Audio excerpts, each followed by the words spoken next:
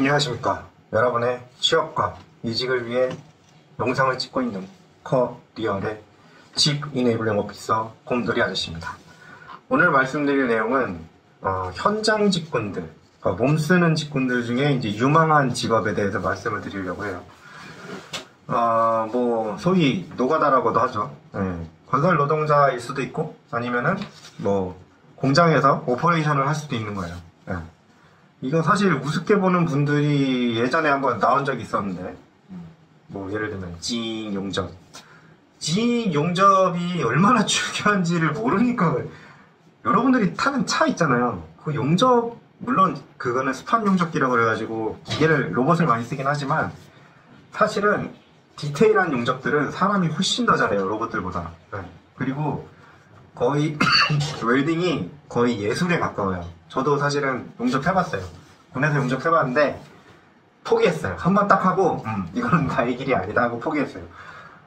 진짜 그게 이 로드라고 하는 여기를 전기 용접이었는데 각도, 이 대는 시간 이런 것들이 거의 진짜 아트에 가까워요. 그리고 그 금속에 있는 금속 특성들을 다 외워야 되고 그때 그 전압이랑 이런 것들도 다 알고 있어야 되고요. 또 용접도 종류가 굉장히 많거든요.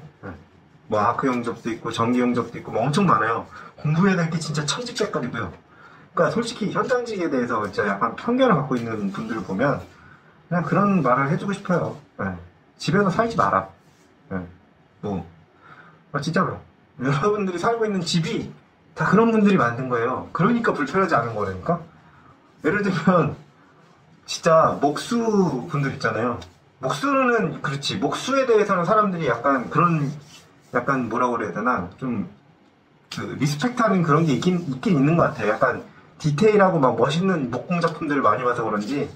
근데 여러분들이 좀 약간 되게 흔하게 쓰는 타일 같은 거 있잖아요. 타일 그거 하는 거 되게 어려워요, 진짜. 여러분들 지금 딱 화장실 가서 딱 한번 보시면 약간 묘하게 이렇게 물이 한쪽으로 모일 수 있게, 그러면서도 사람이 인지를 하지는 못하게 묘하게 살짝 이렇게 휘어있는 거 보실 수 있어요. 그래갖고 물이 한 곳으로 모이게. 이거를 잘 못하면 한쪽에 막 물이 고여있고 이러는 거야. 그런 집도 분명히 있죠. 저도 사실 그런 집에서 많이 살아봤고. 근데 그런 걸 보면은 그 타일공의 그 능력 자체가 굉장히 중요한 거예요. 한번 그걸 하고 나면 진짜 화장실 바닥을 뜯어갖고 리모델링을 하지 않는 이상 5년, 10년을 써야 되니까 20년, 30년도 쓸 수 있어요. 저희 집 같은 경우에 20년이 넘었는데 화장실 리모델링을 한 적이 없는 것 같아. 근데 물이 살짝 고이는 거 말고는 물이 잘 빠져요. 그러니까 그런 거예요.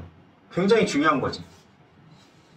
그리고 어쨌든 현장 직군에서 일하시는 분들이나 이런 분들이 이걸 보실 거라고 생각을 하면 유망한 게 뭐냐? 솔직히 저는 그렇게 생각을 해요. 기술이 필요한 모든 직군이 되게 유망할 거고, 그리고 좀 더 그 기술을 업그레이드 시키는데 오래 걸리는, 숙련하는데 좀 오래 걸리는 그런 직군이 좀 힘들 거다. 그러니까 좀 더 유망할 거다. 왜냐면은 노동시장이라는 게 불균형이 일시적으로 발생을 해도 너무 어떤 사람이 막 필요해. 예를 들면 우리나라에 용접공이 10명밖에 안 남았어. 그러면은 용접공 연봉이 거의 한 10억 넘어갈 겁니다. 당연한 거지.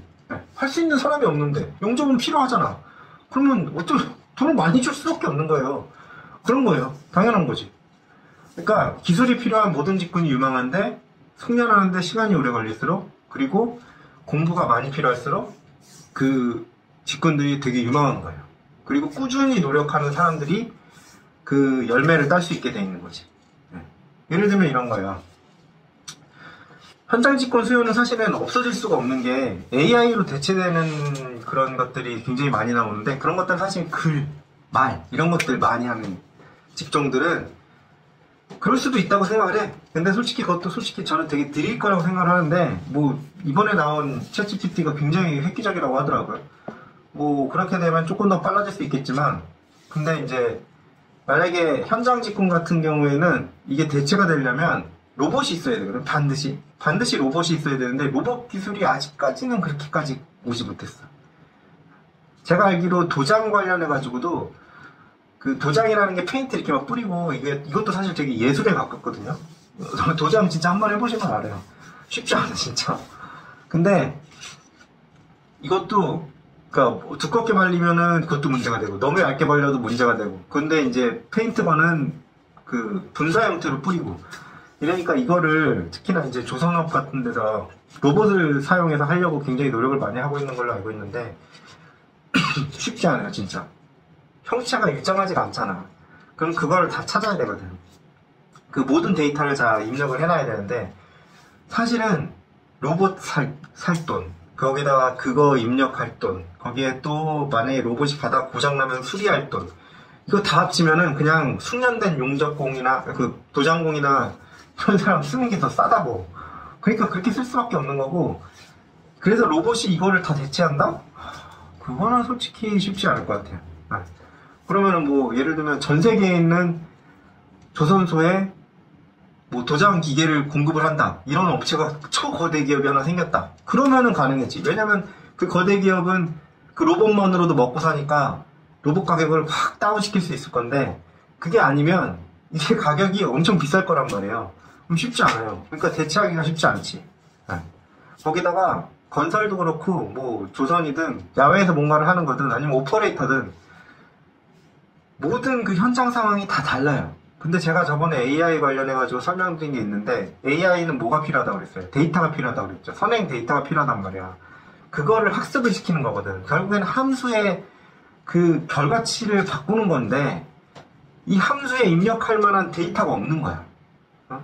그게 억 단위가 돼야 된다고요. 억 단위가 돼야지 겨우 머신러닝이 될 수 있겠구나라는 수준이라고요.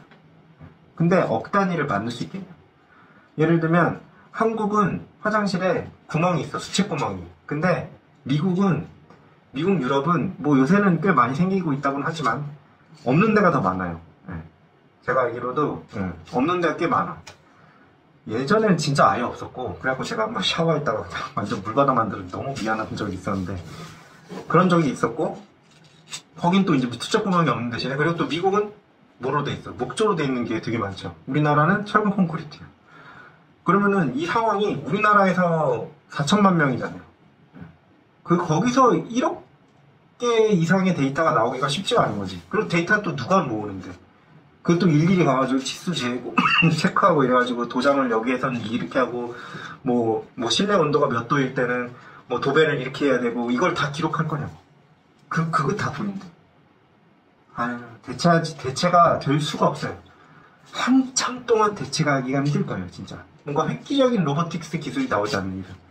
뭐, 여러 가지로 노력은 하고는 있지만, 그래서, 현장 직군을 노리고 계시는 분들은 내가 가지고 있는 현장 직군이 없어지지 않을까라는 생각은 진짜 안 하셔도 된다. 근데 이런 거는 있을 수 있지. 예를 들면, 노가다 중에 되게 맨 처음 가는 초보자들한테 시키는 거 있잖아요. 뭐로 그러더라? 아사바라고 그런가? 그거를 하는 경우에는 짐을 그냥 몇 층으로 날라다 주는 거잖아. 그런 거는 사실 로봇이 할 수 있거든. 오히려 사람보다 더 잘할 수 있거든. 지치지 않고. 그러니까 그런 거는, 그거는 사실은 유망한 직업이 아닌 거지. 기술도 아닌 거고. 근데 예를 들면 도장이라든지, 아니면 배선, 이런 것들, 배관, 이런 것들은 다 기술인 거예요. 쉬운 것들도 아니고, 그리고 배워야 되고 시간이 충분히 필요하고, 데이터도 그렇게 많죠. 그러니까 그런 것들에 대해서 이게 어떡하지? 이게 내가 미래에 없어지나? 내 직업 이거 유망하지도 않은 건가? 그때 지휘하는 그분처럼 막 그런 건가? 아니에요. 저는 그게 오히려 사무직은 AI를 걱정해야 되는데 사무직보다도 더 오래 갈 거라고 생각해요. 그러니까 만약에 어떤 쪽에다가 기를 세우신 분이 있으시면 예를 들면 난 타일공이 되겠다. 예를 들면 난 기깔난 타일공이 되겠다. 어떤 사람들은 타일 하나 치는데, 호실 하나 치는데, 화장실 2개 잡고, 한 3시간 걸린다면, 나는 1시간 만에 칠 수 있는 타일공이 되겠다. 거기다가 오차 완벽하게 잡아서, 한 방에 끝낼 수 있는, 한 방에 리워크, 그러니까 재작업이 일어나지 않는 그런 타일공이 되겠다. 그런 목표를 세우셨으면, 그렇게 그냥 매진하시면 돼요. 솔직히 나는 그거 안 없어진다고 생각해. 그게 기계가 할 수 있는 영역이 아닌 것 같아, 제가 볼 때는. 그러니까 만약에 현장 직군에서 돈을 많이 벌고 싶다고 하시지만 그 직업에서 좀 더 그 숙련도가 필요한지 아닌지를 판단을 해서 그 숙련도를 최대한 높이는 쪽으로 꾸준하게 노력을 하시면 그렇게 되실 수 있다. 그렇게 말씀을 드리고 싶습니다. 오늘 현장 직군 중에서 유망한 게 뭐냐 이거에 대해서 말씀을 드렸는데 막 이게 유망합니다 라고 얘기하는 건 너무 좀 사기 같고 그래서 제 말씀드린 기준 그거에 의해서 좀 판단을 좀 해보셨으면 좋겠습니다. 도움이 되셨다면 구독과 좋아요 알람 설정 부탁드립니다. 감사합니다.